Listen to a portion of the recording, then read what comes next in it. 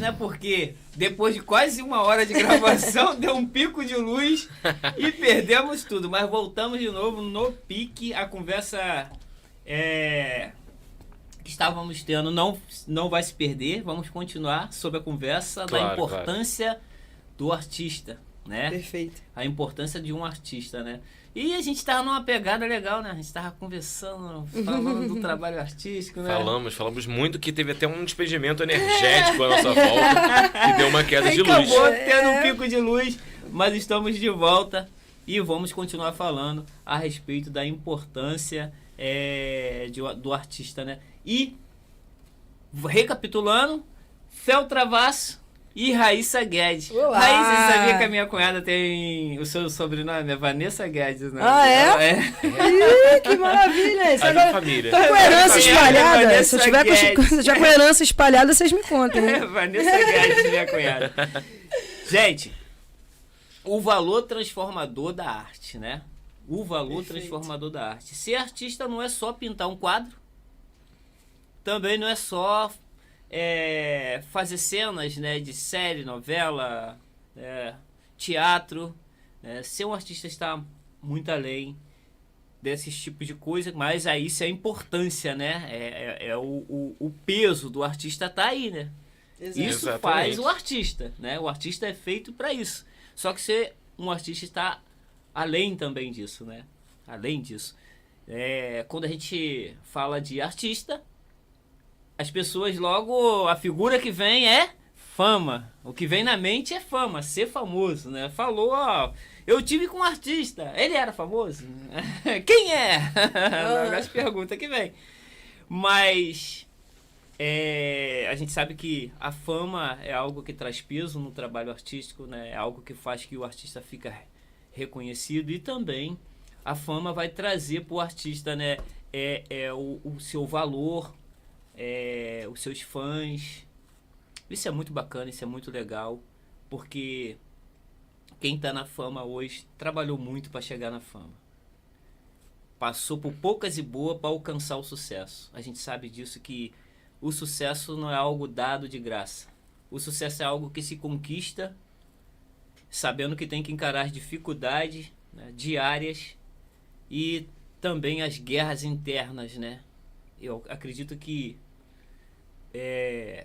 todos nós que alcançamos alguma coisa na nossa vida significante, que realizamos um sonho, a gente começa vencendo as nossas batalhas internas, para depois vencer as batalhas externas, porque o nosso eu, ele todo dia guerreia contra nós, e ele às vezes quer nos paralisar para você não realizar aquilo que você tem vontade, né? Não sei se com vocês acontece isso, mas tem hora que a gente tá inspirado, que a gente parece uma dinamite, a gente quer fazer tudo. Hoje eu tô, cara, hoje eu quero realizar tudo, mas tem hora que você tá uma bola murcha, sabe? Tá xoxo, né? Mas esse momento que a gente tá xoxo é o momento que a gente se mostra forte, é o momento da transformação, é o momento da metamorfose, que você tá realmente virando alguém de peso, alguém que vai ser maduro, alguém que vai realmente levar à frente os seus propósitos e disposto a realizar seus sonhos. Essa é uma metamorfose que a gente passa, que é o momento da desistência, o momento que a gente fica xoxo, aquele momento que a gente fica querendo, se eu pudesse hoje eu ficava nesse quarto. Se eu pudesse hoje, eu nem saía na rua, aquele momento, né? Mas esse momento é um momento transformador, que quando você vence isso, caraca, parece que você pegou a Kryptonita, né? O super-homem pegou a Kryptonita e, bum, venceu ela, lançou ela fora, né? Porque essa é a nossa Kryptonita, né? Que é o que a gente encaramos diariamente, as lutas internas, né? É a nossa fraqueza, às vezes, as nossas lutas postergar as coisas, ficar procrastinando, né? Isso acaba trabalhando isso. A gente tem muito esse costume, né? A gente tem aquele costume também de pegar e falar assim, poxa, não, amanhã eu vou fazer. Amanhã, sem falta, eu faço isso. Aí chega no outro dia, já aparece outra coisa, é aquilo que você disse que ia realizar, já ficou para trás e você vai protelando, deixando para trás, e aí você acaba não realizando. Mas quando você mantém ali o seu propósito, né? Ou seja, aquele momento também que você tem uma dor de cabeça, aquele momento que a enxaqueca bate, né? Tem esses momentos, né? Aquele momento que você tá com o corpo tá pedindo cama, mas você quer fazer, você sabe que você tem que, não vou dizer nem obrigação, mas cumprir com as suas responsabilidades.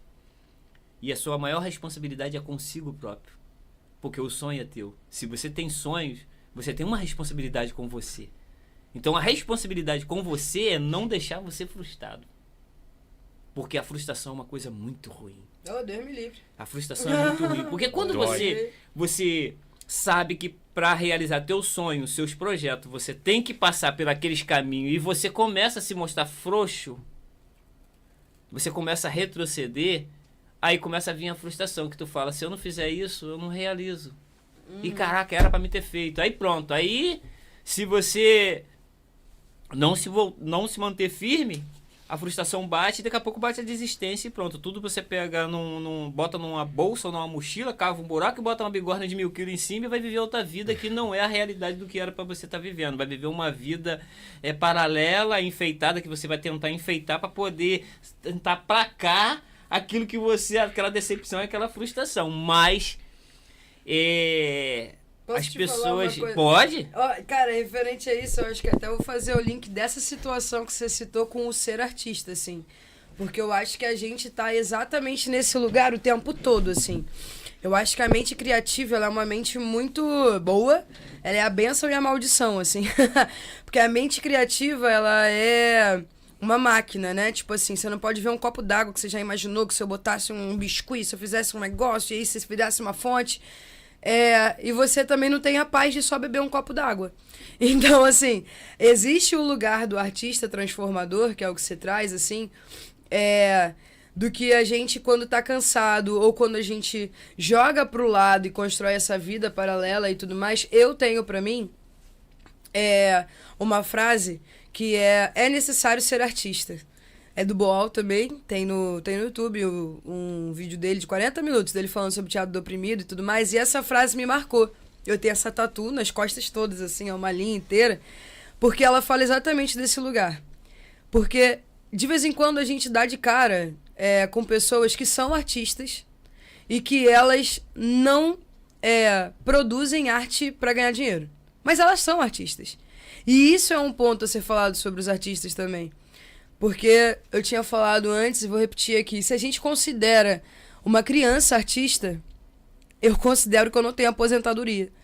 Porque o que a gente transformou em profissão é a venda do produto que o artista dá. Se eu tô dando uma aula de dança, significa que eu, artista, sou professor, e eu sou professora, e que eu, artista, sou dançarina. E que o combo disso que eu ofereço de presente para alguém, que eu ofereço a venda, que eu ofereço ganhar dinheiro, tá nesse lugar, né? Da gente transformar. Eu acho que quando a gente é artista, a gente tem uma fagulha na gente e que acaba fazendo um imã de achar outros artistas. E às vezes as pessoas desconsideram a cozinha uma arte. Às vezes as pessoas desconsideram a escrita uma arte. Muitas vezes eu conheci gente, inclusive uma menina, ela é muito massa, e ela escrevia pra caramba. E aí eu falei, cara, deixa eu ver um texto seu. Ela, não, esse texto é só meu, 7 chaves, ninguém lê meus textos não, você tá maluca, não sei o quê. Ela é menos artista? Não, pô. É aí que mora. Eu acho que quando a gente vai falar do artista e da arte, estou construindo uma perspectiva sobre essa pesquisa que eu ando fazendo, que é que elas estão separadas, ou elas são um produto, né? Uma coisa é produto e uma coisa é essência. Sim, né? Com E certeza. aí, não é que falte essência no produto, mas ainda é um produto, porque ou ele está indo para avaliação e você se disponibilizou a sua arte, a pauta de avaliação, de qualificação, como se colocar em cartaz, ou vender um quadro, escrever um livro, ir para um slam, botar tua poesia, você está colocando a tua arte à prova. Tu tem um peito de aço para aguentar ou não o que vem por aí. E eu acho que o artista, ele tem essa... Às vezes, a gente bate a insegurança. Eu acho que tem um lugar da insegurança do artista também, que vamos recriar, vamos. O que eu tô criando é bom? Bom pra quem? Aí entra naqueles conceitos mais subjetivos do que é bom, do que é ruim, é bonito pra quem, é feio pra qual. Porque é um lugar vago, subjetivo num canto, em que a arte ela não vai te dar essa resposta. O que a gente tinha comentado, eu vou repetir, depende muito de quem tá recebendo a minha arte. Se eu entrego uma arte aqui, faço um desenho num papel e entrego pra Fel e falo, cara, milhões, toma. Isso aqui é minha obra de arte, um coração no papel. Pra mim, eu tô dedicando amor, carinho, zelo. Agora, Fel, pega esse papel no imaginário. Olha aquele desenho, bate nele. Caraca, lembrou minha sobrinha que quando fez esse desenho pra mim, não sei. Cara, tem nada a ver com a minha intenção. Nada a ver, mas catucou ele, causou catarse nele, deixou ele comovido. Então, a gente tem uma responsa, enquanto artista, que a gente quer entregar alguma coisa, mas a gente também tem a consciência de que nem sempre o que a gente quer entregar é o que vai chegar, é o que vai ser entregue de fato, né? O que Oscar Niemeyer pensou em fazer o Mac uma flor, virou pra gente uma apaixonável. Exatamente. É, Entendeu? Quem vê diz que eu escuto muitas pessoas falar assim. Disco voador. Não, então. Um disco voador, né? Você fala, vou lá, né, pra ver os livros e tal. Não, Lá, gente, é muito bacana. aquilo é a muito rosa legal. de Oscar Niemeyer. Exato. Mas vira o nosso disco voador. Não faz exato. sentido. Vai lá no disco voador, pô, nada a ver, né? Não é a interpretação que a pessoa tem Exato. da obra, da E arte. em algum lugar isso desqualifica? Não, cara, eu acho que isso Não. aproxima. Eu acho que quando a gente consegue reler uma arte, aproximá-la da gente, a arte está pronta, está feita, conseguimos, alcançamos. Exato. A pessoa pegou o que a gente produziu e trouxe para ela, para a realidade dela, então atingiu, né? E eu acho que o lugar que é sempre muito importante, tanto na arte quanto no convívio, eu acho que é uma questão mais humana, assim, de consciência social, o que eu falo e o que você escuta. O meio do caminho disso é um problemão, tá ligado? Tipo, eu posso estar super convicta do que eu tô falando aqui tem uma intenção, mas a experiência que a pessoa tem antes de chegar aqui, ou então o que ela acabou de escutar, ou algum assunto que ela já tocou antes sobre o que eu tô falando agora, eu posso causar um gatilho nela e eu não faço ideia. Eu tô só expondo a minha ideia, eu tô só falando a minha ideia, tô só demonstrando a minha arte, tô vendendo aqui uma arte. A responsabilidade do que eu falo é muito necessária de ter igualmente na hora de produzir a arte. Porque a arte e a política são duas coisas que não se descolam. O teatro, por exemplo, ele nasce exatamente desse lugar, né? Você vai aí na... Não vou chegar aqui nas histórias do teatro, não. Vou deixar mais resumido. Mas você sempre tem um lugar que você quer atingir, né? Você tem um lugar que você quer modificar. Ou então você faz a releitura daquilo ali, modificando o que você gostaria e mostrando. Ou então faz igual. Por exemplo, racismo velado. Acontece toda hora. Passo por isso todos os dias. Mas se eu pego um espetáculo de teatro, faço só sobre racismo velado, não boto nem ênfase em nada. Exatamente. Como eu vivi pro palco. Quem tá assistindo pode ter sido uma das pessoas que fez comigo ou com qualquer outra, e ela vai sentir uma outra parada.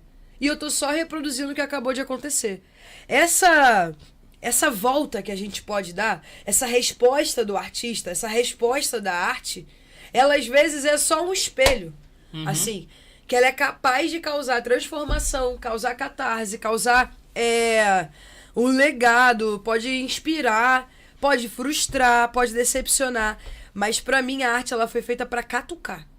Causar reflexão o tempo inteiro. Porque Um bom artista sempre causa reflexão no público. Os grandes artistas, né, principalmente os artistas pintores de quadro, né, poetas, eles sempre procuraram trazer fazer a sociedade, a pessoa refletir, pensar. Também. Porque às vezes é uma arte, você olha para um quadro, aquilo que você falou, um quadro pode me dizer uma coisa pro Felipe dizer outra, para cada pessoa dizer uma coisa diferente, mas que ela venha trazer para aquela pessoa uma reflexão lógica ou algo significante que possa produzir algo dentro dela que seja motivador, né? Então assim, o trabalho, a arte, ela traz muita reflexão assim, eu vejo, né, quando você olha o trabalho artístico, a gente está falando aqui do trabalho artístico mesmo, aquele trabalho que é feito com muita dedicação, né? O trabalho do teatro, você pega o teatro, ele traz uma peça, a peça está sempre interpretando alguma coisa ali, tentando passar uma mensagem e tal. Isso é muito importante, isso é muito lindo, né? Sim. Isso é algo que não pode se acabar nunca, né? Isso é cultura, É né? impossível, tentaram a beça cultura, acabar. né? A gente não deixa, não. Tentaram acabar com a gente, mas a gente vai manter. A gente vai manter Fel, resiliente. Você, olha só, você é um artista. Hoje, você ama o que você faz. Mas pelo que eu conheço o seu pai, ele acharia que você deveria ser outra coisa. Seu pai é um médico famoso. Sim. Seu pai é um médico bom. O pai dele é um médico muito bom. É um médico famoso. É um cara super entendido. Você para pra conversar com ele. Poxa, meu Deus. Conhecimento é muito aguçado. Mas a sua vocação é outra. Foi ser artista. Foi. E pra você chegar hoje a ser um artista, você teve que passar por muita coisa, né? Tipo assim, contra aquilo que talvez ele... eu fui médico, você também tem que ser médico. Seu irmão é médico, então você tem que ser médico. Mas você é um artista, essa é a sua vocação. Você veio nesse mundo pra isso. Né? Você se achou, você se encontrou. Então você se sente realizado. Tá além de dinheiro, como a gente já falamos, isso é além de fama. Tá no prazer da realização própria, né? Você se encontrou, você é feliz com você. Pô, isso é muito bom, né? Quando você se encontra e você é feliz com o que você faz. Então, hoje, você hoje iria brincar de ser um artista? Iria tentar passar uma coisa paralela, uma coisa xoxa? Claro que não, né? Não. Eu acho que, pra minha família, eu falo até uma coisa que é interessante. Eu busquei outras formas de medicina. Eu teve numa família de médicos, eu busquei a arte para ser a minha forma de tratar o outro. E eu acho que é incrível, eu até gosto. Meu pai já participou disso. Obviamente a gente teve da família, né? Durante a minha vivência, eu tive muitos momentos de dificuldade ali da aceitação e tudo mais. Só que quando eles perceberam que eu era capaz de utilizar a arte como a minha medicina, isso pra mim foi assim, ali eu senti mais reconhecimento dentro da minha família. Quando eu chegava, levava meus pais para assistir no teatro, eles iam inseguros ainda, sem saber de jeito o que eu ia fazer, se eu ia estar ali no palco dançando, cantando, atuando, o que eu ia estar fazendo, se eu ia ser bem visto ou não. Existem esses pré-julgamentos que a gente sofre o tempo inteiro, né? Como artista, você, como você falou, dá o peito, a cara, assim, você dá na hora. E eu falei, você pensa, cheguei lá, meu pai chegou, olhou, e quando ele viu um teatro pela primeira vez, aplaudindo de pé uma obra que eu tinha feito, ele começou a ver que talvez eu não estivesse no caminho errado, que talvez estava certo, eu acho, não seguir medicina, principalmente quando chegou a pandemia, quando chegou o lockdown, e meu irmão estava na linha de frente, meu pai falou, graças a Deus você não está na medicina, que eu não ia aguentar ter 2 filhos na linha de frente, ele estava surtando, pedi pro meu irmão já deixar, porque a galera da medicina que foi na linha de frente realmente era muito arriscado. Inclusive, obrigado a todo mundo, obrigado gente, a todos, todo mundo da medicina, da saúde, toda da área, saúde inteira. Na área de frente de Covid. Nosso respeito, o aplauso para sempre, exato. A todos os médicos, a todos os garis, a todos os motoristas, enfermeiros, todos enfermeiros estavam lá todos os profissionais que durante a pandemia se dedicaram, se empenharam e se entregaram para poder ajudar, né? Deixamos aqui nosso agradecimento. Sincero de coração, muito, com certeza. Muito. Mas eu tava nessas horas ali, bem recluído, né? Nossa, o teatro foi a última coisa a voltar. Nós fomos os primeiros a fechar e os últimos a voltar, praticamente. Foi. A gente sofreu muito, a arte sofreu muito na pandemia, porém se reinventou. Você até citou uma coisa que eu poderia lembrar, que o artista tem um pouco de sempre teve uma essência filosófica. Filosófica. Né? Exatamente. E até lembrando a citação de Lavoisier, que é nada se perde, nada se cria, tudo se transforma. Dentro da pandemia a gente viu como a arte pode ser e ser criados novos nichos, novas profissões que foram criadas e tudo mais, né? Mas mesmo mantendo a essência de você passar a sua mensagem, deixar os seus frutos ali para o seu público. E quando a minha família viu que eu conseguia passar isso. Quando meu pai viu um teatro de pé me aplaudindo, ele começou a perceber que, com os relatos da plateia que vinham falar com ele, com minha mãe, depois meu irmão, falavam o que aquilo cada um sentiu com a obra, né?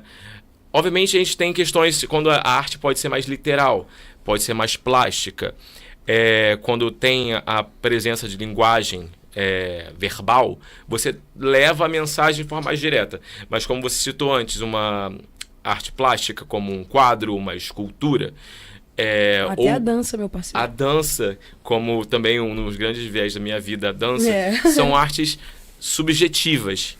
Então, isso causa diversas interpretações da plateia. Você pode... Uma pessoa...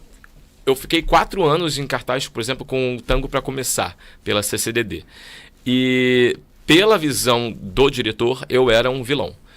Só que, durante esses 4 anos, eu vi muita gente achando que eu era uma vítima. Uhum. Entendeu? Que, na verdade, eu não estava ali sendo o mal, mas eu era uma vítima que foi moldado para fazer aquilo como mal. Uhum. Então, essa é a nossa... É o que eu adoro, a gente adora. A gente ama quando a plateia chega e fala uma coisa que você nem imaginou que iam pensar de você. Entendeu? Eu era categorizado como vilão porque eu estava matando, eu estava maltratando os outros em cena. Só que alguém falava, não... Acho que não, você foi uma vítima, né? Você sofreu porque você chegou lá primeiro naquela casa e você passou por muito. Acho que você é um coitado, na real. Acho que você é um coitado que estava tentando talvez fugir daquela realidade e com medo do externo. Então você causava aquilo para se proteger. E isso é muito legal. A arte acaba fazendo os outros refletirem e nessas reflexões as pessoas vão se curando porque vão criando novas sinapses, fazendo novas conclusões, refletindo na sua vida, e aí você vê pessoas chorando porque você fez uma obra que remeteu partes da vida dela e que naquela noite ela chegou a uma conclusão. E aí chega a plateia fala, muito obrigado, você me fez perceber que isso mudou muito a minha vida, que isso agora eu posso chegar de forma diferente. E aí, quando minha família via isso, falou assim, você está cuidando também, você está curando a plateia de uma certa forma. Você está praticando a medicina artística. Isso é arte-terapia, né? O que ele está fazendo, o que ele faz, né, é com a essência. A essência é algo muito importante. A Raíssa, ela falou aqui, uma coisa que eu parei e falei assim, isso é algo muito brilhante, né? Ela falou sobre o produto e a essência. O produto é o produto. Ele tem o seu nome e ele é o produto. Agora, o que revela o caráter do produto é a essência. Exato. A experiência que você vai ter com esse produto. Uma fruta, uma fruta ela é revelada pela frutose, pelo seu sabor, pelo seu paladar, pela sua doçura, seja lá o que for. Então, você sabe a essência daquela fruta. Uma flor é pela sua essência, pelo seu cheiro, né? O que revela, às vezes a flor é bonita, mas o seu cheiro não é um cheiro tão belo, tão prazeroso. Ou é venenosa, né? Ou é venenosa, ou é venenosa. Justamente isso, bem colocado. Então, floresta, quanto mais colorido, pior fica. Então, o que revela o produto é a essência. Então, o que revela... Vamos falar, a gente está falando de artista, então o que revela o artista é a essência do artista, né? A essência do artista vai externar o caráter dele, vai colocar ali em pauta ali a sua seriedade com o seu trabalho, né? O seu comprometimento com o trabalho que ele realiza pela a essência do artista, ou seja, pela sua dedicação, sua aplicação, fazer aquilo ali com prazer, cara, a pessoa vê que a pessoa tá dando ali o seu tudo para fazer aquilo ali, né? Então a gente tá falando de artista, né? Quando a gente falar de alguns atores, né, que se doam no papel, né, que aquele papel ali passa a ser a vida real dele, né, aquele papel, né? Então você vê que tem um artista que fez eu acho que foi o último Batman, se eu não me engano, que foi o artista que fez o Coringa. E uma problemática. Aquele cara se entregou tanto. Uma problemática. Aquele cara se entregou tanto no papel que gerou uma polêmica que acabou até que ele chegou ao ponto de tirar sua própria vida, mas por outra situação, não por causa do que o papel impulsionou para ele fazer isso. Não foi o objetivo do papel. O objetivo do papel foi apresentar um Coringa, né? Exato. Mas o cara se entregou tanto, ele viveu tanto o personagem, tanto o papel, que acabou acontecendo o que aconteceu. A fatalidade. Mas que aconteceu Uma essa perda. fatalidade, mas ele é respeitado como um dos maiores Coringas já na história, que Com interpretou. certeza. Ah, tudo isso Então, antes foi a gente absurdo. não está dizendo aqui que um artista tem que fazer isso e tudo mais, Deus me mas a livre. gente está falando da pessoa se entregar e se doar a um papel, né? A essência da pessoa, o quanto a pessoa se apegou àquilo ali. Então, eu acho que um artista, um cantor, ele tem que amar o que faz. O que ele realiza tem que ter essência. Hoje a gente vive num mundo muito paralelo, muito artificial, aonde os valores mesmos verdadeiros, os valores, né, que não pode ser perdido, eles estão, vamos colocar assim, escassos, são poucos, que é o valor daquilo que é feito com prazer, aquilo que é feito com a essência. Uma música feita com a essência, com uma inspiração, ela é totalmente diferente de uma música que é criada só para ganhar dinheiro, só para poder virar uma moda. É totalmente diferente. Você vai pegar os cantores antigos, e não vou desvalorizar os cantores atuais, que tem muitos cantores bons atuais, Importante. principalmente alguns antigos que ainda continuam cantando na atualidade, mas tem os novos que vão vindo também. Poxa, a gente sabe que existem muitos cantores bons, mas existe aqueles que também só cantam para ganhar dinheiro, só criam uma música ali, o resto é tudo artificial, a voz é mudada, tudo é mudado, e apela muito para aquilo que é artificial, né? Apela muito para aquilo que é artificial, e falta essência, falta inspiração.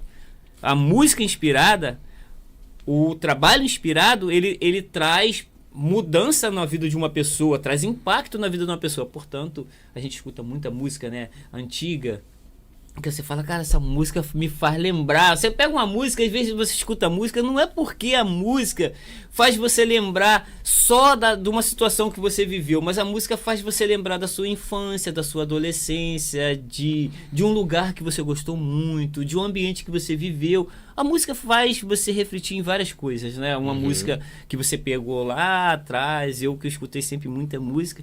E então, assim, quando eu escuto algumas músicas antigas, eu escuto porque eu fico pensando na minha adolescência, na minha infância, eu lembro de algumas coisas, né? A gente lembra de algumas coisas que foram boas, amigos que sentaram para poder ouvir uma música com você, lugar que você frequentou.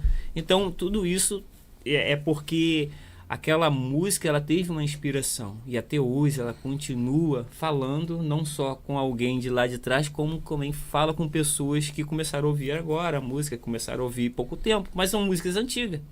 O meu filho tem 22 anos, o Gabriel, e ele adora escutar ópera, só coisa antiga, adora escutar essas coisas antigas. Então, eu acho que a gente tem uma linha tênue que é importante sempre ter um zelo, um cuidado, assim. E lembrar, acho que na real, aquela coisa que eu falei, a intenção do artista, do que chega, do que vende, do que porque a indústria musical, ela é uma indústria muito delicada, mesmo. Assim, eu tenho pra mim que é uma das artes que mais projeta artista. Não vou botar aqui em comparação, mas é só você ver. Se você conhece uma peça nova, uma música nova todo dia. Sim. Se você conhece um espetáculo de dança, Isso. ou você conhece um quadro todo dia. Música Que e você... cinema seriam totais essas grandes... eu acho que é nesse percussões. lugar, assim. E o mercado pra isso tá aí. Não é à toa que é isso. A música começou quando? Não se sabe. O teatro começou quando? Não se sabe. É muito difícil você dar data de início para as artes. Por isso que quando você se entende artista, a gente não tá falando só da venda da arte. Ou a venda do produto. E reduzir um artista a um produto produzido é complexo. É difícil. Assim, é importante a gente estar sempre ligado com o nosso preconceito, com como nós estamos na hora de dar de frente com aquilo ali. Por exemplo, eu tenho amigos meus que a gente se reúne para escutar álbum novo de artista. E lançou o álbum novo da Urias. A gente se juntou, vamos então lá em casa tomar uma cerveja, botar esse álbum pra tocar e vamos ouvir esse álbum, vamos ver o que essa Mona trouxe pra nós e vamos Agora, se uma pessoa pega uma música que ela não é do contexto dela, bota pra ouvir, ou entra no aleatório, no meio de um ônibus, indo pro trabalho, ou entre o trabalho e casa, final de tarde, você tem uma outra experiência. Então, se você se provoca a parar um tempo pra apreciar aquela arte, você vai apreciar ela, independente do bom ou do ruim. A música, ela tem essa faca dos dois gumes, assim. Você pode conhecer uma música do nada, sem querer, porque você não tem como parar de ouvir. E você tem como dedicar um tempo pra você conseguir aprofundar. Caraca, esse solo de guitarra. Nossa, você sentiu esse baixo. Nossa, esse groove. Caraca, esse back. E aí você só pode fazer isso se você tá dedicado àquele momento. E acho que isso se reflete pra todas as artes, assim. Obviamente, assim como o Fel já trouxe, né, a citação da coisa do se recriar e tal, a nossa essência, a nossa experiência, a nossa ancestralidade, o que a gente traz de cultura de dentro de casa, eu não tenho como ter, na adolescência, como eu fiz também, assim como seu filho, começar a escutar música de orquestra, se ninguém na minha casa escutava orquestra. Mas eu escutei, por quê? Porque eu tinha rádio no celular.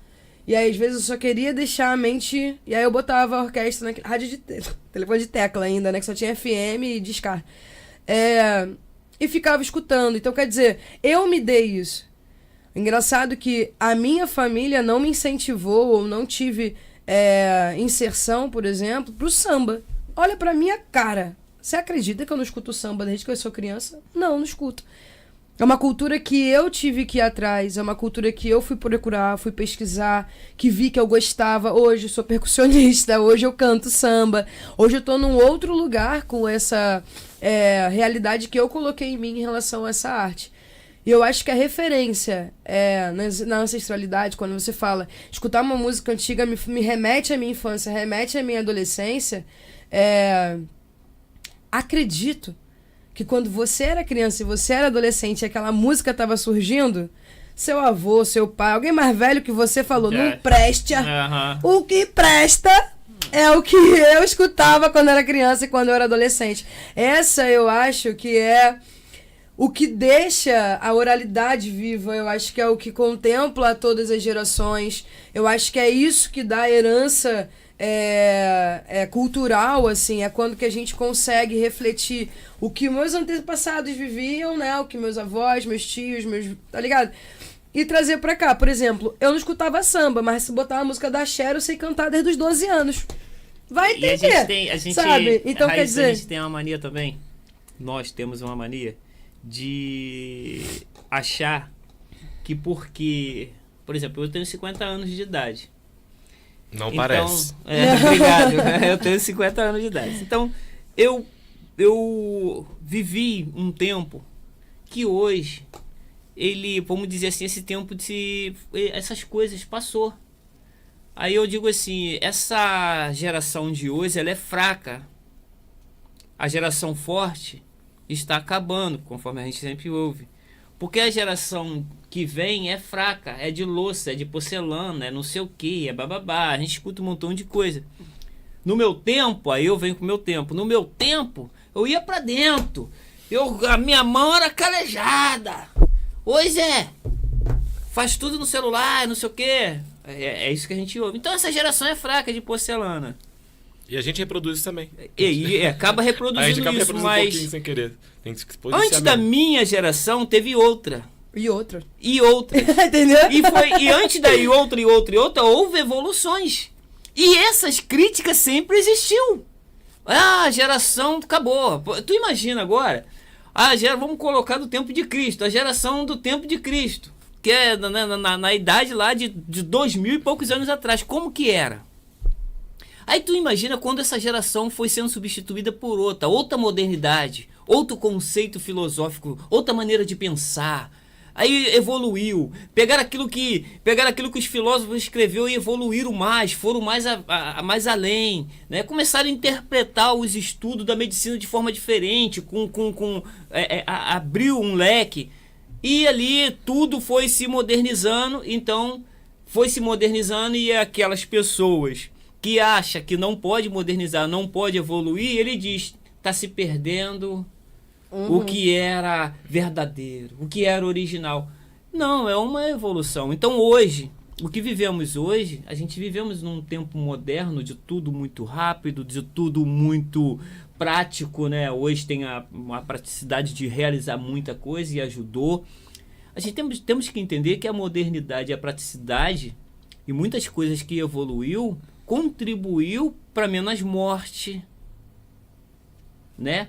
Mais valores, valorizar mais o ser humano. As pessoas, porque às vezes a gente só reproduz, só repete o que escuta, às vezes numa rede social, mas não tem um pensamento crítico, não tem um pensamento lógico, não tem um raciocínio lógico, só repete e se torna ignorante, se torna tolo. Às vezes com tanta inteligência, mas falta sabedoria. Com tanta inteligência é tolo, porque só repete uma coisa sem ter um pensamento, um raciocínio lógico, um pensamento crítico. Por quê? É aí que entra os Toda artistas. evolução, as coisas que evoluiu, a evolução que nós temos hoje, contribuiu para muita coisa boa. Contribuiu para muita coisa boa. Como eu falei aqui, eu tenho 50 anos de idade, eu vim do tempo de televisão preta e branca, lamparina, lampião dentro da casa, fogão de lenha. Eu vim desse tempo. Ele ainda existe. Existe. Hoje essas coisas se tornou valorizada porque se tornou uma coisa assim que as pessoas procuram mais por prazer, por lembrança, mas não é uma coisa de extrema necessidade. Hoje é pouca, mas eu acho que não. Não. Acho que a gente ainda tem bastante Brasil aí, que isso é realidade mas a de extrema miséria. necessidade disso, como muita gente viveu, poxa, cara, eu vivi um período de extrema miséria, sabe? De muita dificuldade. Então, assim, pra mim hoje, eu vivo no luxo, com classificado dentro de uma categoria de classe média, mas eu vivo numa vida de luxo, porque eu tenho uma vida hoje que lá atrás o sistema não me deixou alcançar, não me proporcionou. Hoje, com a modernidade, te proporcionou muita coisa. Poxa, principalmente a evolução, quando as coisas começaram a modernizar, a gente conseguiu hoje conseguimos hoje ter uma vida financeira, que essa vida financeira que é considerada de pobre ou de classe média era só de rico lá atrás, rico que tinha muito dinheiro, né? Hoje você vai na casa de qualquer um, hoje aí de uma pessoa que tem uma renda aí de dois salários, um salário e pouco, tem um videogame, tem um celular, tem uma televisão a cores, tem uma televisão de 32, tem até televisão de 80, tem pessoas que tem hoje. Antigamente não tinha. Então a evolução, a modernidade, ela cooperou para poder ajudar muitas pessoas e beneficiar muitas pessoas. Salve as políticas públicas importantíssimas que salvaram o Brasil e fizeram isso ser possível. Aí, velho, se a gente for entrar por questão de política aqui... Você tá com dois artistas, meu parceiro. Quando você entra pra isso, é o seguinte, olha só, eu não tô aqui para defender partido político, até porque a gente não tá falando sobre isso. Mas, quando a gente parte por algumas coisas que as pessoas falam assim, quer ver? Tinha que acabar com o Bolsa Família. As pessoas já caem muito no conceito. Tinha que acabar com o Bolsa Família. Falar que tem que acabar com o Bolsa Família, você que não tem necessidade de ter um Bolsa Família, você que tem uma renda fixa, você que foi criado a sustagem de leite ninho, que a mamãe pagou a faculdade, que a mamãe pagou o colégio, que não sabe o que é perrengue, que não sabe o que é passar necessidade, é muito fácil. Agora, troca de lugar e manda acabar com o Bolsa Família. É muito fácil você falar quando você está lá em cima daquilo que está aqui embaixo. Difícil é você falar daquilo que está aqui embaixo quando você está aqui embaixo. Seu pensamento muda. Porque a razão, a realidade te mostra coisas diferentes. Eu não estou aqui defendendo, mais uma vez, não estou defendendo partido político, mas estou falando de coisas, de críticas, às vezes, que não são pensadas. Agora, dizer que tem que ser tem que ser melhorado, isso tem que ser mais fiscalizado. Beleza, tudo bem, pode até haver a necessidade, mas agora, de acabar, não, porque só quem passou perrengue, que precisou disso, sabe a necessidade. Exato. Porque tem pessoas que hoje, a única coisa que ela tem para ajudar, às vezes, numa renda complementar, é isso dentro da casa dela. Então, assim, são as críticas que não são pensadas. Porque, entrando agora sobre o artista, Não, né? então, eu ia falar sobre o cantor de periferia. Vou passar a bola para você, Raíssa. Olha só, Raíssa, olha. Por que eu consigo entender uma música cantada de periferia? Porque eu consigo entender quando o Racionais canta, quando o MV Bill canta, quando o Dexter canta, quando o Sabotage canta, quando outros... Quando a Ebony canta, outros de periferia. Por que eu consigo entender quando eles cantam? Porque a gente já vivemos a realidade. Exato. Você já viu a realidade dentro de uma periferia. Eu vi a realidade dentro de uma periferia, como funciona. O preconceito, né? O preconceito... Por você ser negro, o preconceito porque sua cultura, o seu trabalho artístico é um trabalho afro.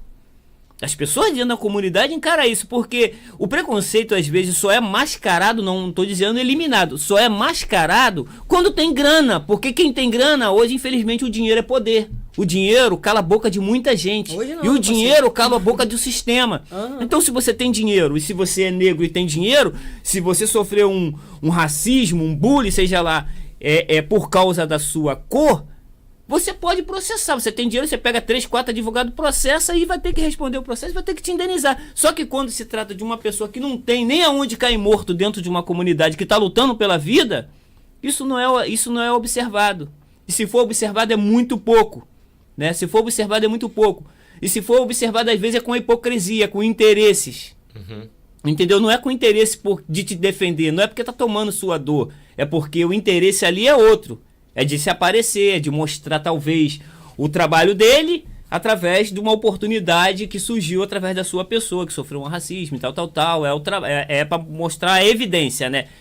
Quando se trata de uma emissora, infelizmente, quando se trata de algumas emissoras, é para ganhar audiência, né?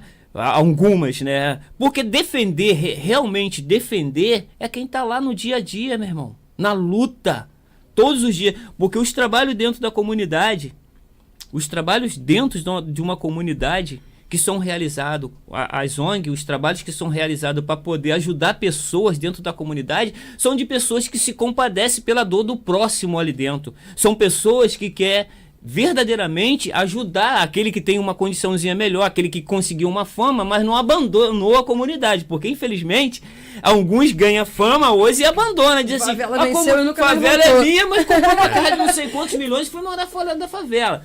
Por isso o meu respeito ao MV Bill, por isso é o meu respeito a muitos cantores de rap, né, de periferia que estão dentro da comunidade, e por isso meu respeito a muitos artistas que ainda fazem os trabalhos dentro da comunidade, meu respeito, meu carinho, entendeu? Obrigada. Com certeza, porque isso é um trabalho verdadeiro. Ele não abandonou a comunidade, sabe por quê? Porque ele não deixou o amor ao próximo. Porque quando você está dentro da comunidade e você cresce e você saiu dali, você sabe da dor dali e você vai viver outra vida e depois fica falando, eu saí de uma comunidade, não sei o que, tal, mas a comunidade já ficou para trás para você. Você só usa aquilo ali como algo para poder te trazer peso, como algo para te trazer reconhecimento e fama e sucesso. Mas não é porque você está preocupado com as pessoas dali de dentro ou que você está preocupado em resgatar as pessoas dali. Porque se a sua preocupação é essa, tantos milhões que se ganha, por que não investe um pouco dentro da comunidade? Vou também para o segmento, passa a bola para você agora, eu vou também para um segmento que eu acho muito hipócrita às vezes, que arrecada milhões, bilhões, dinheiro, que eu não sei para que tanto dinheiro. O segmento religioso, aonde um religioso, um cantor gospel, um cantor que canta música gospel, que cresceu, que ficou rico, que ficou bilionário, pastores, pessoas que têm um segmento evangélico e fala muito sobre o amor ao próximo, mas no pulso dele tem um relógio de 300 mil, 250, 500 mil, um carro de meio milhão, um carro de 2 milhões. Aí tem não sei o que, tem nave, tem não sei o que, tem não sei o que, tem não sei o que, tem bilhões de dinheiro. Já que ama tanto o próximo e tem tanta gente passando necessidade, principalmente necessidade de comida e a necessidade também de cuidar da saúde, que é muito precária no nosso país. Por que não monta mais hospitais? Por que não monta mais colégio com esse dinheiro todo que se compra bens bem para o seu ego, para a ostentação, para a sua vaidade, né? Então, se o amor está direcionado ao pobre, eu acho que precisa de ver um pouco. É um filme chamado A Lista de Schindler. A Lista de Schindler. No final, ele vende tudo que tem. E ele tem um anel, um relógio, ele diz assim, isso aqui dá para comprar não sei quantas vidas ainda. Ele diz, aí ele chora, porque ele faz, eu poderia ter feito mais. Eu tinha condição de fazer mais. Mas quando ele cai ele tem a consciência que tudo que ele tinha ali de bem poderia usar como recurso para salvar vidas, ele usa todo o recurso que ele tem. Ele se desprende de tudo para poder salvar e ajudar vidas. Eu vejo que ali manifestou um amor ao próximo verdadeiro. Agora, essa questão de pegar o que se ganha e ganha, e você, é só seu ego, é só sua vaidade, é só para você. Então, eu acho que fala muito, né, sobre algo e não vive. Então, quando você fala e não vive, é hipocrisia. Né? A gente sabe que é uma hipocrisia. Então, passando a bola para você, Raíssa, eu acredito que é o seguinte, que o trabalho, quando o trabalho artístico, ele verdadeiramente está condicionado a trazer transformação e impacto na sociedade, ele não vai abandonar o seu verdadeiro propósito e a sua verdadeira essência. Me corrija se eu estiver errado. Não, eu acho que não. Eu ia trazer assim, acho que tentar lembrar tudo, assim, mas eu acho que você começou dando exemplo de Bolsa Família, Fel agradeceu as políticas públicas, e eu acho que não só a gente aqui vai agradecer as políticas públicas, como políticas públicas foram agradecidas em pleno Oscar, né? Eu acho que a gente estava falando de um outro patamar, assim, em relação ao Brasil, que é a consciência social e o pensamento crítico, a formação cidadã baseada em pensamento crítico, ela tem que estar com alguma parte da arte. A gente tem que botar de propósito, sim, porque não é que por nós você sabe a verdade, por nós você vai ser catucado para achar a verdade. Não é que a gente é fonte de saber e tudo que a gente sabe é o certo, tudo que a gente quer passar nessa peça é o ideal. Às vezes a gente quer catucar uma parada que seu tio fala em reunião de Natal. E você vai se reconhecer ali, sabe? E você vai lá naquele próximo Natal e falar, pô, tio, refleti um negócio, vi uma parada lá num espetáculo que eu fui. E aí você vira qualquer coisa, porque é muito mais profundo na sua vida. Então, assim, o incentivo Você citou as ONGs, citou os movimentos sociais dentro das comunidades e tudo mais. Eu faço parte do movimento social chamado Levante Popular da Juventude. A gente tem 2 segmentos, o segmento da estudantil e o segmento da territorial. A territorial é estar nas comunidades, né? Tem pré-vestibular, cozinha solidária. A gente já faz esse trabalho e é um trabalho de, assim, sociedade civil. É um movimento social que ele constrói de jovens que organizam jovens, assim. Já estou nele há uns 4 anos. E ele me impulsionou, acho que, a construir a parte crítica e fazer a collab perfeita com eu ser artista e construir essa parte política mais engajada em como que eu costuro isso na minha arte. Porque eu acho que ao mesmo tempo em que eu comecei a entender a política, assim, eu acho que 2013 deve ter sido a data que eu comecei a dar esse start na minha vida, eu vi que a gente precisava conquistar os lugares. E como que a gente conquista esses lugares? A base da grana, ela é um caminho pra gente, né? Eu acho que a gente, quando busca políticas públicas, quando a gente tem Aldir Blanc para apoiar os artistas, quando a gente tem a Lei Rouanet, que dá uma possibilidade um pouco maior, bem discutida a Lei Rouanet, para quem ganha, para quem não ganha, é sempre um bom debate, assim, porque é um edital muito grande, de como se entra, como se vai. Mas agora, todas as políticas públicas, você citou Bolsa Família, eu posso falar do Auxílio Gás, pé de meia, mais, né? Posso falar de um monte aqui que garante, pelo menos, a subsistência, que garante para você a firmeza. Pô, o pé de meia, gente, quem não sabe, pesquisa, não vou nem falar, vou deixar aqui, pesquisem sobre o projeto, sobre essa política pública, porque ela possibilita jovens, possibilita o caminho do futuro, assim, porque existe um lugar um pouco arrogante, nós agora nesse intermédio do jovem adulto, muito arrogante dos adultos há mais tempo, né, tipo assim, de achar que a gente não sabe nada e desconsiderar a arte e o artista novo, de desconsiderar a arte e o artista que está começando, que está querendo aprender, que está querendo chegar a algum lugar.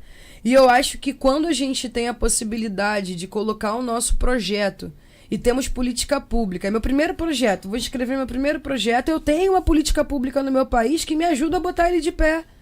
Porque como que eu levo do Rio do Ouro um espetáculo meu para passar num teatro durante não sei tanto tempo, deixando todos os profissionais bem pagos, se eu não tenho nenhuma CLT? Quem sou eu, artista? Da onde que eu consigo? Se não é uma política pública que vai me ajudar a fazer isso. Existe um caminho. Aqui defendo as políticas públicas, tem que ter mais, sempre aumentando, sempre revendo. Acho que a gente pode mais, acho que o nosso país ele é muito grandioso para isso. Já ajuda muito, mas tem muito ainda, né? E acho que eu vou fazer esse intermédio. Quero que você fale um pouco, amigo, sobre a sala também. Sobre o ponto de vista de como foi esse convite para te chamar, como foi para você que te causou, como é que chega isso para você. Eu sou fundadora da Sala de Cultura Popular no Rio do Ouro. É um sonho meu desde criança que eu tive no Rio do Ouro. Desde adolescente eu sempre quis criar ele lá. Nós colocamos 11 modalidades dentro do meu bairro. Teatro, dança. A dança eram 6 modalidades: forró, sapateado, jazz, dança de salão, balé, danças urbanas, tinha artesanato, desenho, grafite, yoga. Isso para todas as idades e ocupações, assim. Sem lei de incentivo e sem ser uma ONG. Sem ser o terceiro setor. Você citou o terceiro setor, e aí eu vou dar uma recapitulada aqui que eu já tinha comentado com vocês enquanto a gente não estava no ar, que esse local, ele também tem sua captação de recurso.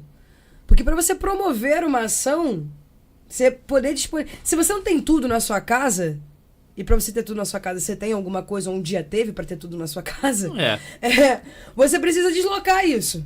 Você tem a picape. Então a gente tá falando de um outro tipo de gente que tá promovendo o movimento social, entendeu? Então, tipo assim, se você não vai pensar nisso, você tá falando como a gente de enfiar tudo numa Unozinha 97, de virar uma cama elástica em cima do carro. Carregar a cama elástica por um braço, na mão. Transformar aquilo ali que você tem, o pequeno veículo, para poder fazer uma coisa que deveria ter um veículo maior, mas é o recurso que você tem no momento, é o que você vai usar. Exato. Com toda a sua força. Exato, e a gente vem buscando somar forças. É aí que eu convidei Fel, convidei outros amigos meus que são artistas que já trabalham comigo há muitos anos. Eu tô com o Fel há 6 anos, trabalhando junto.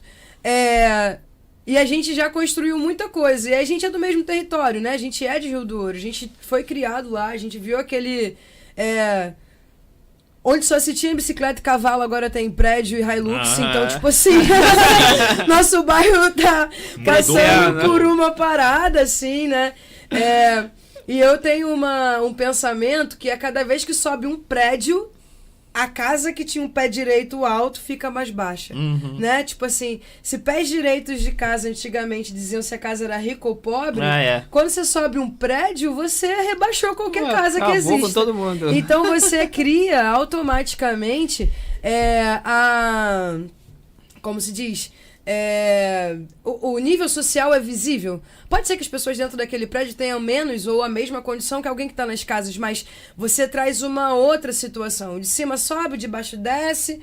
Eu acho que esse bom xibom, ele é uma coisa irracional.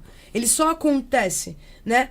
Então nós, enquanto artistas daquele território, falamos, cara, isso aqui vai acontecer. Esse prédio vai terminar de subir.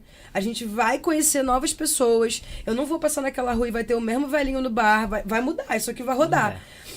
E essas pessoas chegando, aumenta o nível de criminalidade, porque aumenta, né? Falei, cachorro, cavalo e bicicleta para Hilux, sabe assim, BID no meu bairro, você aumenta os olhares. Relógio, aliança, celulares caros, tudo aumenta e atrai os olhares para aquilo lá. E com essa linha de raciocínio da gente analisando o território veio, bom, cadê minhas crianças? Cadê minha juventude? Cadê meus adolescentes? O que eles estão fazendo depois da escola? Para onde que eles vão? A associação que tinha que dava alguma parada para eles não bota mais nada. Quando tinha na minha época, agora não tem mais. Como que fica? Quem faz? Eu faço. A Sala de Cultura Popular chegou nesse local em que eu falei assim, preciso criar um coletivo agora. A gente precisa correr, é pra ontem. Esse prédio vai subir, vai chegar gente nova, a criminalização vai aumentar, não sei o quê. E criamos a Sala de Cultura. Hoje ela é mais itinerante do que espaço fixo e físico, assim, porque a gente tem a projeção da formação cidadã, da formação crítica. E voltando e fazendo esse arremate nessa linha de raciocínio, assim, quando você fala de entra na comunidade para causar o quê? Causar reflexão, no mínimo. É para você colocar para pensar e apresentar as artes com qual propósito? Eu só quero que aquela criança faça um balezinho ali, apresente para a mãe no Dia das Mães e nada mais. Não. Nós também somos possibilidade de formação. Nós somos possibilidade de falar, fica 6 anos com a gente e você vira professor, que é o tempo, né, de formação de dança. Balé clássico são 9 anos. Viu? Fica com a gente. O teatro, você fica 3 anos, você tira o DRT provisório. Você faz um curso... E você vai conseguindo fazer, se você já é formado, a gente vai dar oficinas para as pessoas que já têm sua profissão dada. Se você é ator, tá precisando de uma grana extra, sabe dar oficina de contação de história, de oratória, você vai vir com a gente. Nós temos oficina, por exemplo, as oficinas de dança, elas se expandem para a consciência corporal e não tem idade. A parada é essa, a arte ela é uma parada infinita em relação etária.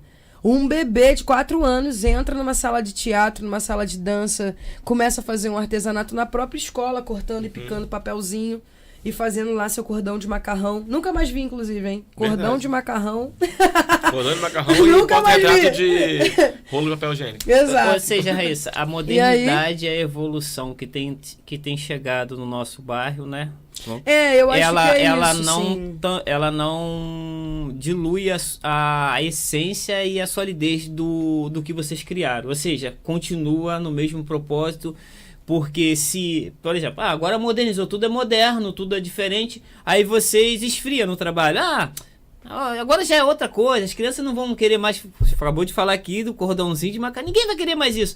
Mas existem pessoas que querem isso, né? Eu acho que isso nunca pode ser perdido. Isso é necessário. Porque isso é algo que é cultural, né? São as artes ancestrais, eu acho, né? São artes que não podem se perder. São coisas que não podem ser substituídas às vezes a criança ela é formada e criada, ela cresce num ambiente que você lapida ela. Se eu pegar todo dia, eu tenho um neto, se eu pegar pro meu neto todo dia e falar pra ele começa a chorar, eu falo, toma aqui o celular, vai jogar.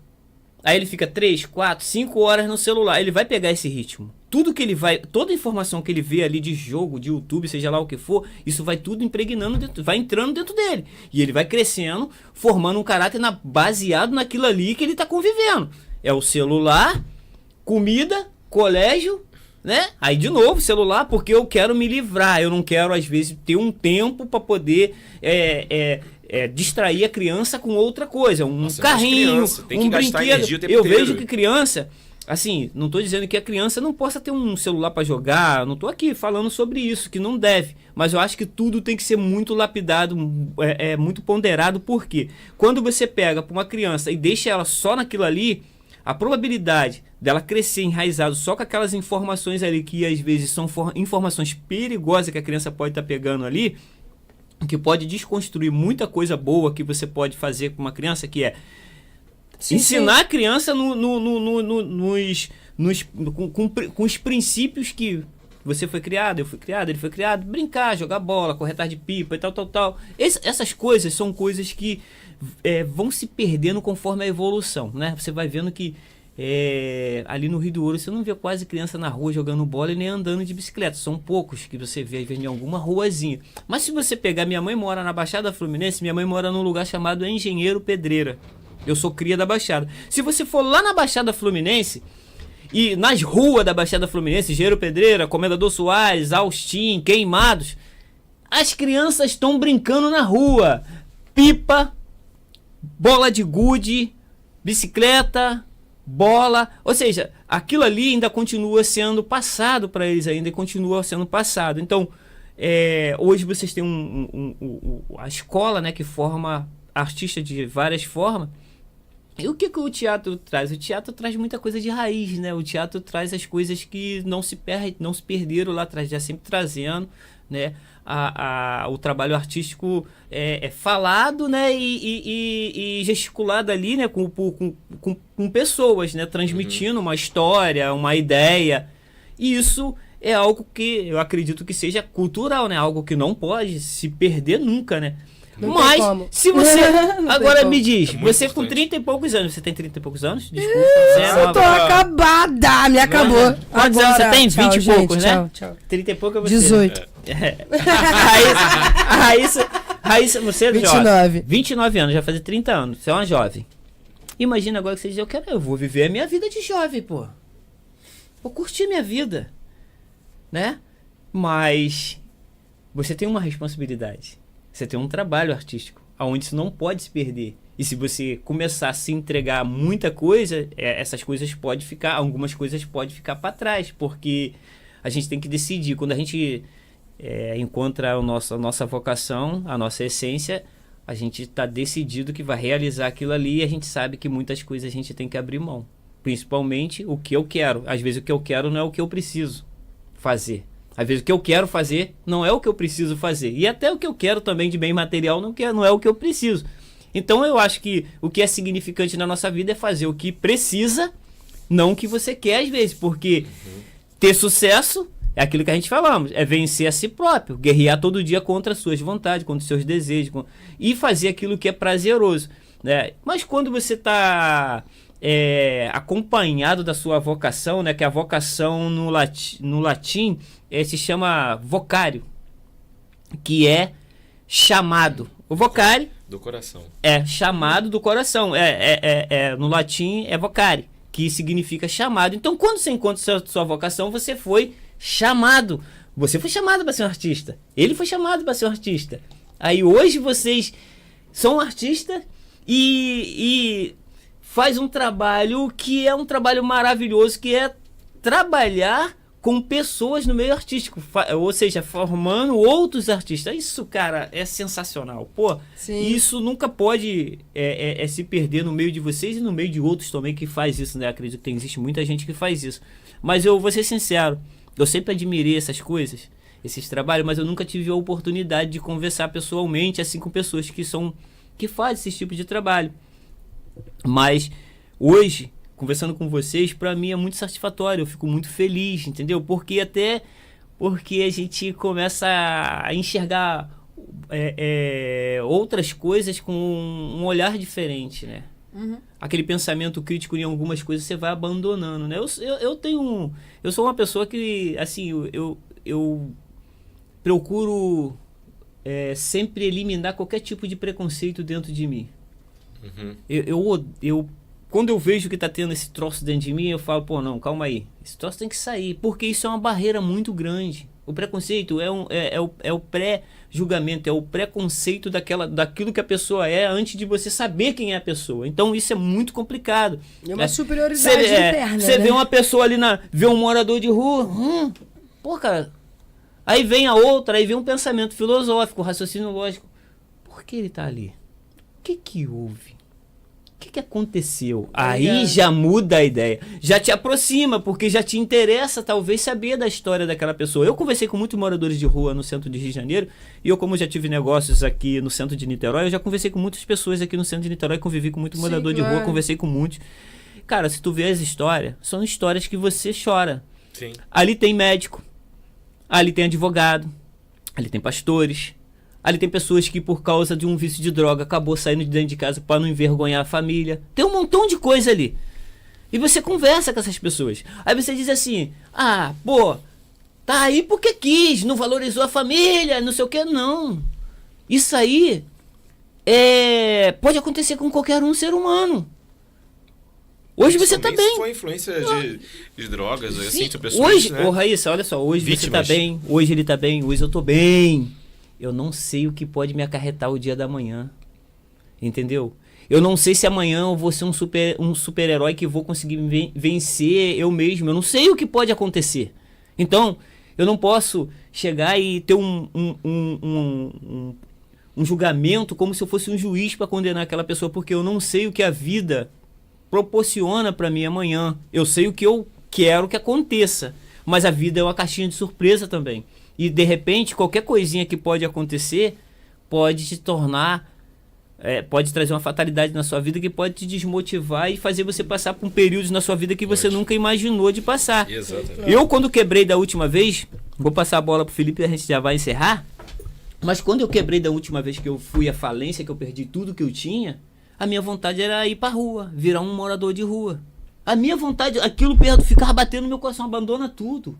Larga tudo. Tu vê, uma pessoa com a mente, eu sempre fui empreendedor.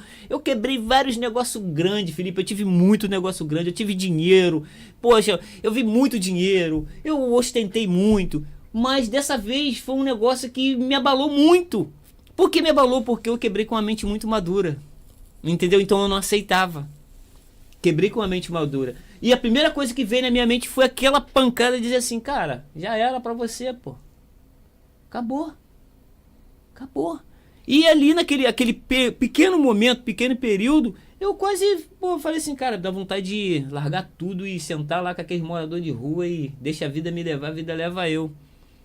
Aí eu lembro que quando começou a pandemia, não podia ficar andando, transitando de carro. Teve um tempo que fecharam a ponte. Eu peguei a barca aqui, eu fui na casa da minha mãe. Eu soltei na Praça 15. Quando eu soltei na Praça 15... eu fui caminhando da Praça 15 até a Central do Brasil para pegar o trem para ir para casa da minha mãe. Quando eu soltei ali, eu falei com aquelas pessoas que puxam cata-papelão com um burrinho sem rabo. Eu falei com uma pessoa daquela. Eu passei, ele tava puxando o burrinho, aí ele foi assim, quase que ele entrou na minha frente, ele afastou e falou assim, boa noite, que Deus te abençoe, jovem, boa noite. Cara, aquele boa noite daquele cara foi uma coisa muito impactante. Aquele boa noite me trouxe algo tão positivo. Foi tão forte. Que eu falei assim, caraca, meu irmão, que boa noite é esse? Eu olhei pra ele assim, ele, vai com Deus! E deu outro grito e eu fui. E realmente eu fui com Deus. Porque, cara, eu me senti tão bem através daquele boa noite. Aí ali eu falei assim, caraca. O cara tá puxando, catando papelão, burrinho sem rabo. Feliz e alegre, eu aqui só porque quebrei um negócio, mas tenho a possibilidade de reconstruir tudo de novo, cheio de pensamento ruim na minha mente. Ali, tudo mudou. Já fui pra casa da minha mãe com outra mente, toda ideia e tal. Cara, quando foi em 2019, na pandemia, eu consegui me levantar. Foi muito rápido, foi uma coisa assim, muito rápido. Então, voltando, a gente faz críticas sobre pessoas que hoje estão lá no fundo do poço, a gente tem que tomar muito cuidado. Que às vezes para poder quebrar o nosso ego, né? Quebrar aquela arrogância que a pessoa tá dentro dela, ela vai lá também. Porque às vezes precisa ser quebrado, né? Precisa ser lapidado, trabalhado. Então, assim, eu sempre tive um pensamento de compaixão muito grande com as pessoas. Eu sempre tive esse pensamento de compaixão, de se colocar no lugar do próximo. Isso mudou muito dentro de mim, Felipe. Eu acho que isso é o que te leva, por mais que você cresça na vida, alcance fama, sucesso, é o que vai manter sua essência de simplicidade, de humildade, de querer fazer algo por alguém. Você convive com pessoas que você ajuda, vocês têm um trabalho social, então vocês sabem que ali tem todo tipo de classe de pessoas. Você não sabe como que tá uma casa de uma criança daquela que vai para lá, de uma pessoa que vai para lá. Se ele tomou café, se ele está bem alimentado, se tem comida pro mês todo, se não tem, se está passando necessidade. Você não sabe. Mas aquela pessoa que está ali, ela, naquele momento ela está nas suas mãos para você fazer o melhor que você pode por ela. Exato. O carinho, né? O respeito. E é isso, assim. A intenção, o apoio, não é isso? É isso. Eu vou aproveitar assim o ensejo porque não sei quantas pessoas estão vendo a gente agora, mas se tiver algum projeto social vão ver. No seu território, ajuda com o que der. Às vezes é trabalho voluntário, às vezes R$10 vai ajudar para um lanche que estão tentando fazer para um evento.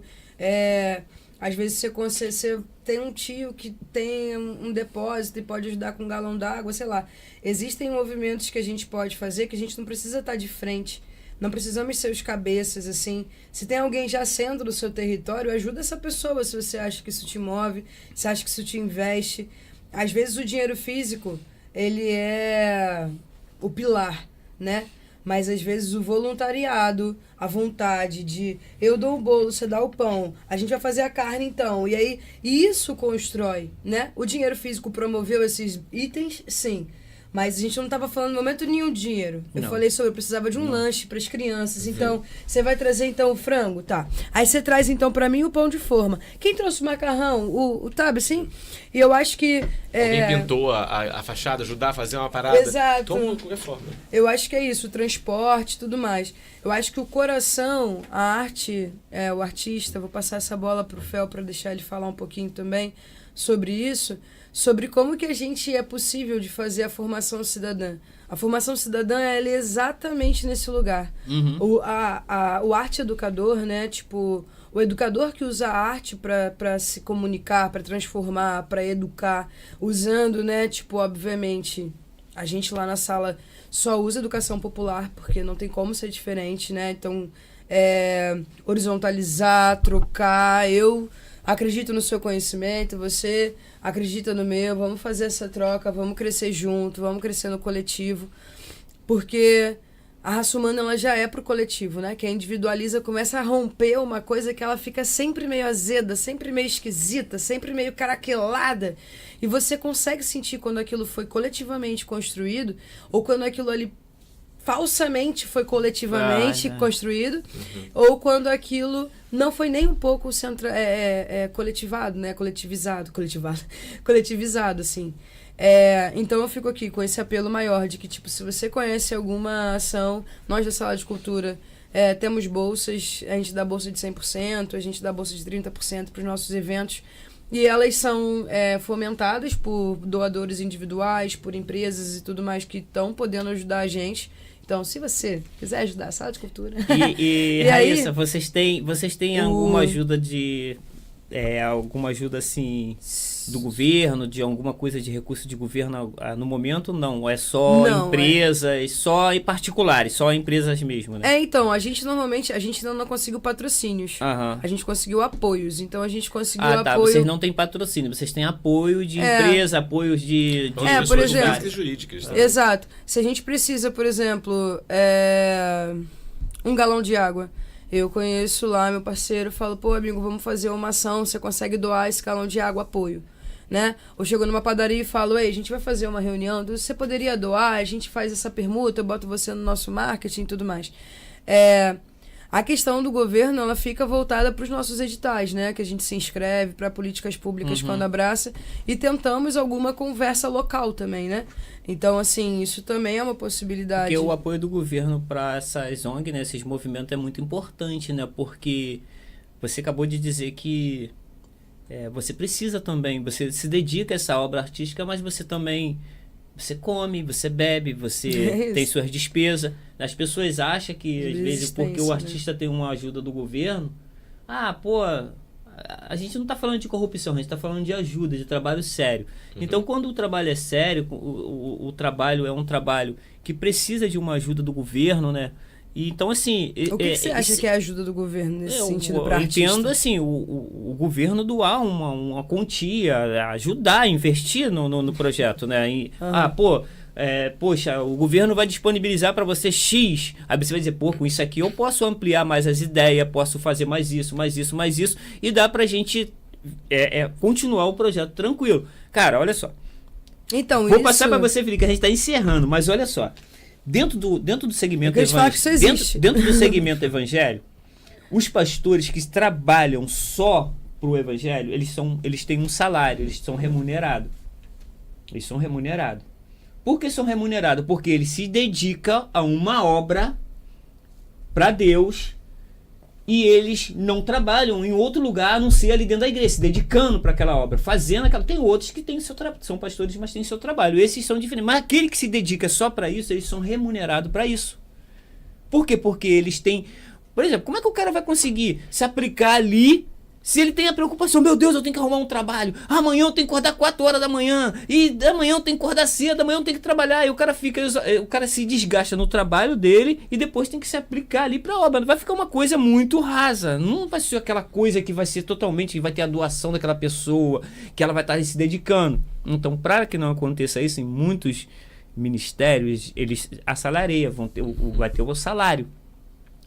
Pô, meu irmão, então assim, eu tô usando isso como uma base que, poxa, eu acredito que aonde promove um trabalho em prol de ajudar pessoas, de tirar pessoas do tráfico, de tirar pessoas do vício da droga, de fazer que pessoas trilhem um caminho justo para que também não entrem nesse caminho, porque o trabalho para tirar é brabo. E o trabalho para poder conduzir uma pessoa para não entrar nos caminhos errados, eu acho que é um trabalho que fica mais prático, né? Vamos dizer assim, prático, porque você está pegando uma pessoa que não tem vício nenhum, que você vai lapidar ela. Se pegar uma criança, é muito mais fácil você trabalhar com uma criança do que se pegar um adulto agora e ter que mudar ele. Mas todos os trabalhos são válidos. Mas, se você se aplica a esse trabalho, se você se dedica a esse trabalho, se você está se empenhando nesse trabalho, você precisa de ajuda. Você também come. Você tem sua casa, você tem sua família, né? Se você for estudar, você precisa pagar pelos seus estudos, você precisa pagar. Se você for de ônibus, você precisa pagar pela sua condução. Se você tiver um carro, você precisa pagar pelo seu combustível, manutenção do carro, então tudo é despesa. Então, às vezes as pessoas dizem, não tem que dar ajuda nenhuma. Tem sim, tem que haver ajuda, né? E tem essa ajuda particular, como você está falando, que é de pessoas jurídicas, né? E eu acredito assim, cada um que pode ajudar, não precisa esperar ficar rico, aquele papo, quando eu estiver bem eu vou ajudar os pobres. Não, você pode ajudar com o que você tem. Eu acho que se eu for lá na padaria, se você falar para mim, Elziro, a gente vai fazer um evento, precisamos de pão de forma. Se eu for lá na padaria ou no mercado e comprar 10 pacotes de pão de forma e der para você, isso, pô, cara, se eu posso fazer isso, por que eu não vou fazer? Vou bater lá, hein? Não, pode bater à vontade. Não, pode bater à vontade. Pode bater à vontade. Isso aí eu sou voluntário pra fazer com o maior amor do mundo. Amém, sabe, cara? legal. Eu sou voluntário a fazer isso. Se eu posso fazer isso, eu acredito, Felipe, que a gente ajuda com o que a gente tem. Exato. Cara, eu tenho 5 quilos de arroz. Eu posso dar 2, que é pra você estar ajudando alguém. E você não vai ficar sem. Exato. Porque existe algo chamado lei do retorno. A lei do retorno não é barganha, a lei do retorno é uma virtude que contribui para você aquilo que você planta nela. Plantou bem, colheu bem, plantou mal, colheu mal. Então, se você está fazendo bem, ela nunca vai deixar de fazer o bem para você. Lei da atração, o segredo. Se a pessoa sabe que tudo que você faz positivo atrai positividade para você, e tudo que você faz de bondade atrai mais bondade para você, cara, as pessoas ela seria mais, iriam compartilhar mais. Como ela falou que o coletivo, né? Isso. As pessoas seriam mais coletivas. Pode falar, Felipe, pra gente... Olha, bom, vocês falaram muito bem sobre tudo que eu pensei aqui. Eu concordo com todos vocês. Realmente, obrigado por isso. Mas só pontuar aqui que a Rai, ela chegou a comentar comigo, perguntando como eu me senti em relação a participar da Sala de Cultura Popular. Para mim foi um presente, porque foi uma parceria nossa, entendeu? Uma amizade que eu ganhei e que me trouxe um projeto, ainda mais envolvendo um projeto que seria com esse início bairrista, né? Esse início no nosso bairro onde a gente cresceu, ou seja, quando você parte dessa essência de querer ajudar logo da onde você vem, isso já começa, eu acho, bem. Eu acho que já é bem visto, porque você está querendo ajudar quem está precisando ali do seu local. Se todo mundo conseguisse começar no seu canto, ajudar aos seus, eu acho que todo mundo conseguiria chegar a uma boa evolução aí. E assim a gente vai procurando expandir nossas expansões. Então a gente lembra que quer ajudar a Sala de Cultura Popular, pode ajudar. Tá? Ajude. Você não é daqui perto. Não, com certeza. Ajudar, pô. Ajude as ONGs que estão perto de você. Ajude essas instituições. Movimentos sociais. Principalmente. Todas essas... Nós temos pequenas... Conhecemos qualquer lugar aí. Temos muita... Graças a Deus a arte ainda é bem disseminada. A gente tem muito... Uma escola que talvez esteja precisando. Vá conhecer também o grupo de alunos, saber qual a necessidade que a escola esteja passando, né? Você pode ajudar. Então eu sou muito grato por ajudar tudo isso. Tá lá com ela ajudando, coordenando a parte da dança, quanto ajudando a parte de eventos, tornando a sala de cultura não só um espaço físico, como agora a gente finalizou, mas tendo essa abrangência em eventos e marcar com oficinas, com... A sala itinerante. A sala itinerante. A gente traz isso como uma arte, né? A arte é sobre essa transmutação, transformação. A resiliência da arte a gente bota até nos nossos projetos, sejam eles dentro ou fora do cunho artístico. Eu agradeço você por ter me convidado. Por favor, Alzira. A gente vai voltar aqui de novo. Pô, vocês vão voltar aqui. Sabe por quê?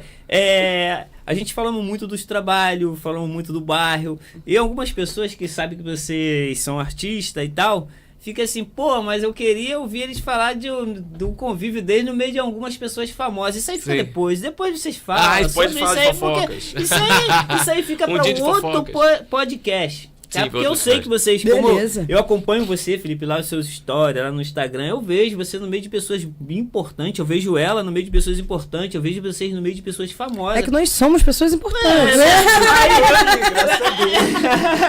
Aí, vamos ser.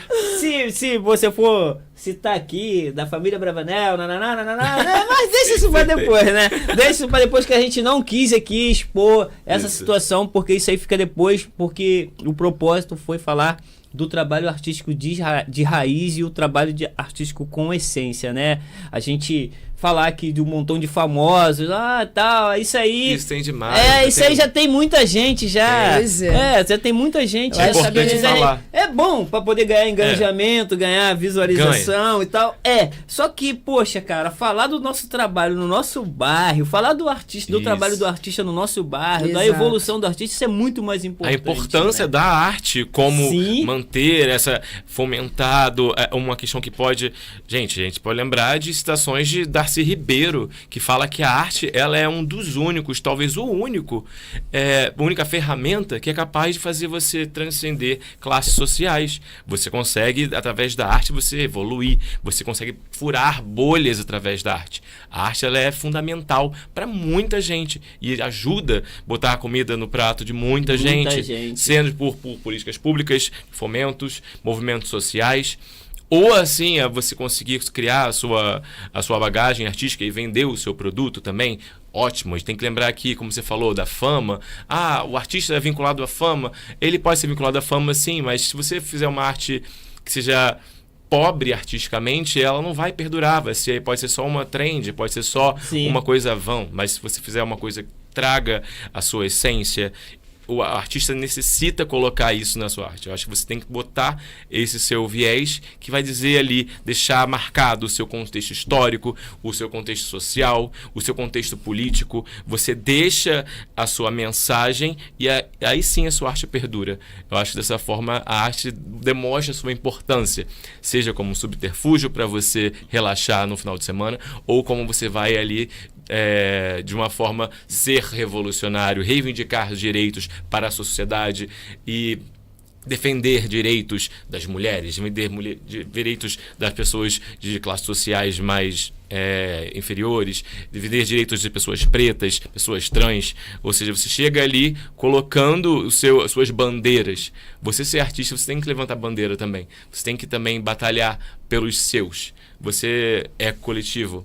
O coletivismo faz parte da nossa essência também. Porque arte sozinho não vai dar nada, porque alguém tem que compartilhar a sua arte, alguém tem que gostar da sua arte. E artistas são obrigados a se posicionar politicamente, porque só existe uma pessoa capaz de mobilizar tanto quanto o maior político mais famoso. Esse alguém é o artista. Exato. Uma vez falando pra mim, Raíssa, mas você é tão da militância, vira vereador. Eu falei, meu parceiro, eu tô crescendo quanto artista, sou muito mais poderosa. Tá entendendo? A forma que a gente pode entrar, transformar, a nossa liberdade não tem preço. Assim, porque existe esse lugar de transformação. E eu queria deixar aqui que todo mundo pode ser artista. Foi muito falado sobre vocação, e aí pode ser sim, nós. Não sei se eu concordo muito com vocação ou dom. É porque eu acho que a gente tem a cultura que nos facilita. Foi o que eu falei. Se eu só conheço azul e te mando pintar um arco-íris, que cor vai ser? Azul. Se você conhece todas as cores, que cor vai ser o arco-íris? Colorido. Entendeu? Então, tipo assim, a gente, nós e nossas referências também vai estar baseado com quem nós somos, com o que a gente vai fazer. Pô, só é artista desde criança porque pode conhecer a arte criança. Sim. Exato. Eu sou artista desde criança porque eu pude conhecer a arte desde criança. Então, eu acho que ficar no local... eu acho complexo, assim. Pode ser que seja. Eu acho que tá aí também. Eu acho que não só. Eu acho que a gente, enquanto arte educador, enquanto formadores, enquanto crescimento em coletivo, a gente entende que todo mundo pode tudo. Então, assim, reafirmo a frase do é necessário ser artista do Boal, porque é necessário que todo mundo seja artista. Se todos fossem artistas, todos teriam pensamentos críticos de criar e recriar. E o preconceito que há com o artista não haveria, né? Porque todos somos. Agora, existe uma coisa que pra mim fica... Todos somos artistas. Basta a gente se achar, se reconhecer, se investir. Agora, isso é fácil? É generalizável? Não sei se essa palavra existe. Eu acho que não. Porque tem gente que não tem o tempo... para poder querer viver arte. Foi um privilégio que a gente viveu enquanto criança. Foi um privilégio ter na minha escola. Se alguém é um jogador de futebol... Um privilégio já estar na escola. Já está na escola. Entende? Assim, é muito claro e nítido para mim que a gente, artista, também é capaz de dar esse privilégio. Eu dou aula para crianças que... A primeira aula que eu entro e pergunto, quem sabe o que é teatro? A turma tem 30. Ensino público. Municipal. Quem levou? Que teatro foi até aquela escola? Que teatro foi até aquele bairro? Impulsionado por quem? Como é que vai querer ser? Vai querer ser youtuber? Ok, estamos caminhando. Eu acho que a gente está falando sobre isso. Eu não condeno a televisão, eu não condeno o celular ou essas coisas, não. Acho que incentiva. Agora, tem que ter a fiscalização mesmo, né? Até os 18, meu amor. E outra coisa... Se meu horário pra casa era quando o sol arriasse, hoje em dia, 5 alarmes, Alexa cantando. E a outra coisa, vamos encerrar. Já passamos até um pouquinho, mas vamos encerrar. Perdão. Não, esquenta não. Lembrando que o artista, ele consegue alcançar dimensões que pessoas comuns que eu digo assim, que não está no trabalho artístico, não consegue. Se ele levantar um movimento a favor das mulheres, em defesa das mulheres, o alcance é muito grande, porque é um artista, é um movimento artístico. Entendeu? Que seja homem ou que seja mulher, que se levantar em defesa, né? Hoje a gente vê muito feminicídio, hoje a gente vê muita violência doméstica, né? A gente vê homofobia, a gente vê essas coisas horríveis acontecendo, que eu não concordo, isso vem da ira do coração do ser humano, da decadência humana, né? Um coração obscuro, muita coisa ruim dentro de uma pessoa que faz isso. Porque isso são coisas horríveis, são coisas que não dá para aceitar. Então tem que ter alguém para defender, né? Tem que ter alguém para defender. Senão, meu filho, vai chegar ali na esquina ali, estão matando à toa, a troco de nada, se ninguém criar um movimento para defender. Aí, através de criar um movimento das pessoas ir para guerra mesmo, para defender, né, a mulher, defender essa homofobia que a gente vê aí, essas coisas, o racismo, né, o preconceito. E se não tiver um movimento para defender isso, que isso parte muito do trabalho artístico, né, que é onde a lei começa a trabalhar. Primeira coisa que começa são os artistas batendo em cima, pessoas batendo em cima disso. É um movimento social. Você vai ver nos repórteres, você vai ver os repórteres fazendo reportagens, você vai ver os artistas falando o tempo todo, é um movimento social. Aí as leis começam a trabalhar em cima, mais policiamento, mais endurecer a leis a favor, né, de fiscalizar mais isso, né? A gente vê que hoje o feminicídio tem crescido muito. Então, da onde vem as defesas? em favor disso, dos artistas. Então Exatamente. a gente quando fala de artista, foi aquilo que eu falei.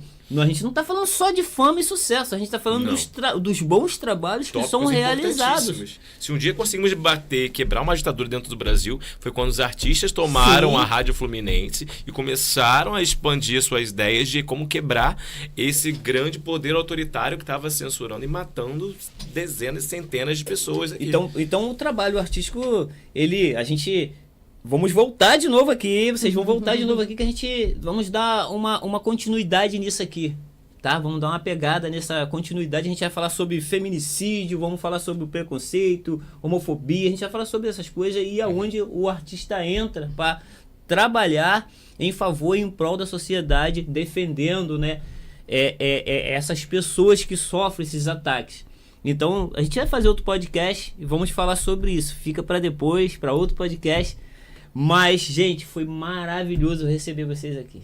Obrigado, eu amei. Você, sensacional, Raíssa, sensacional, o seu trabalho o trabalho de vocês é maravilhoso, gente, vocês estão de parabéns. Muito obrigada. E que cada dia venha crescer mais e mais e mais e mais. E, ó, o que eu puder ajudar com o recurso que estiver ao meu alcance... Pode contar comigo. Perfeito. MZL Studio. MZL Studio. Melhor lugar pra gravar, meu irmão. Exato. Venham, gravem, façam aqui seu momento. Queria pedir encarecidamente a quem estiver vendo, assim, que a gente ajude de mão na campanha do The Block, porque isso está influenciando nas vidas brasileiras, está influenciando na galera mais pobre, sim, do nosso país, está empobrecendo cada vez mais. E eu acho que se tem artista assistindo isso daqui, ou pessoas de bem comum, The Block, amores, não tem mais tempo, assim, a gente tá correndo contra o tempo para construir uma sociedade melhor e estão arrumando maneiras de deixar tudo pior. Vamos ficar ligado. Obrigada, queria agradecer a todo mundo. Nada, Obrigadão, Raíssa. Eu quero agradecer também aqui o meu amigo Misael, que é o grandioso, né, desse estúdio aqui, porque eu comecei a fazer o meu primeiro podcast aqui. Eu posso estender isso pode perdurar para muito tempo, isso vai crescer, vai ficar gigante, mas eu nunca vou esquecer aonde eu comecei. Eu posso ir em outros estúdios, gravar em outro lugar, não estou dizendo que não possa acontecer isso, que pode acontecer, mas aqui é o lugar de raiz, é onde tudo começou e é o lugar que eu me sinto bem, a gente se sente à vontade em gravar aqui, né? O Misael, ele é uma pessoa que tem um carinho muito grande com o trabalho, então o MZL Studio é um lugar onde você vem gravar e eu conheço um pouco da história do Misael, pouca coisa, mas eu conheço um pouco da história do Misael.